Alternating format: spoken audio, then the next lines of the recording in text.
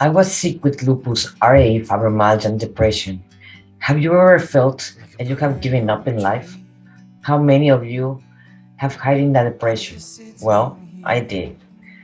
Hi, I'm Monica Ramirez, Warrior of Love. From a young age, I have suppressed a depression that I have tried to hide for many years because I did not want it to look weak. One day, I could not get up from bed. I was so depressed, feeling not good enough, worthless, with shame, guilt, no energy, and in pain.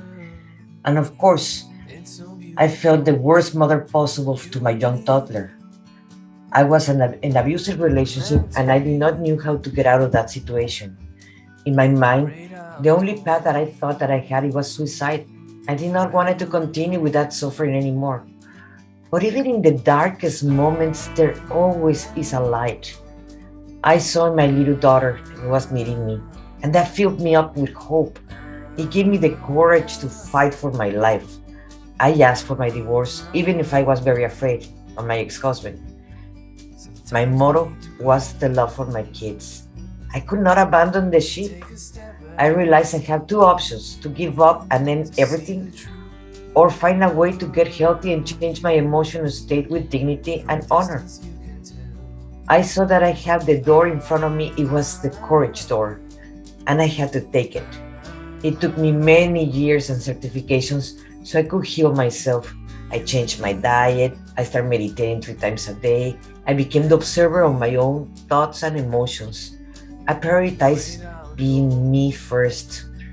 I learned many lessons that I'm gonna mention. The first thing I learned, I was needing to stop being the victim. That mentality have not helped me in the past, so it was not gonna help me in the future. The second thing that I learned, I realized that my thoughts created my emotions, so I was needing to be aware of my thoughts and became my inner police. Life was not happening to me, it was happening for me. The third thing that I learned, if the judgments of others was affecting me, I realized it was their own projections, that everything that I have experienced was just a lesson. The next thing I learned, I was needing to forgive myself for all the mistakes that I have done. I only acted with information I had in that moment. The next lesson I learned to love myself unconditionally. I accept for who I am, exactly with all my quirks and all my ways. I start honoring my emotions. However, I did not dwell on those emotions. As an artist, I had two art galleries where I work as a curator, as an art teacher. I even work as a teacher with the National Federation of the Blind.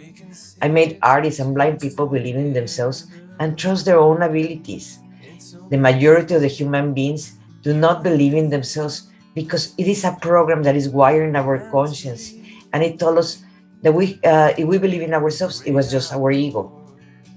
I started applying what I learned to myself, and I became as an artist authenticity, which means I am an artist of traditional sense, and I also help people to master the art of love. As a transformational belief coach, I am passionate about helping my clients from confusion to clarity, from feeling unworthy to becoming integrated and in love with life itself. I am certified in many modalities. I empower others to paint the picture of warrior of confidence so they can fulfill their dreams. In this podcast of Soul Talk, I have decades of experience as an artist, writer, coach, psychic channeler. I am an expert of digging below the surface, getting to heal all the matter that helping transform and amplify your own conscience. If you want to hear more about the wise souls and healers, coaches, therapists, psychics, readers, channelers, star seeds, energy workers, intellectuals, poets, artists, and more, Soul Talk podcast is for you. Tune in weekly every Monday at 7 p.m. Central Time and get plugged into your soul. If your soul could talk, what it would say? This is Monica Ramirez, Warrior of Love. Thank you for watching.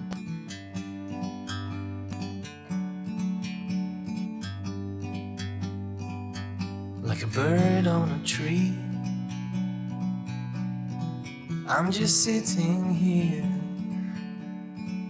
I got time, it's clear to see.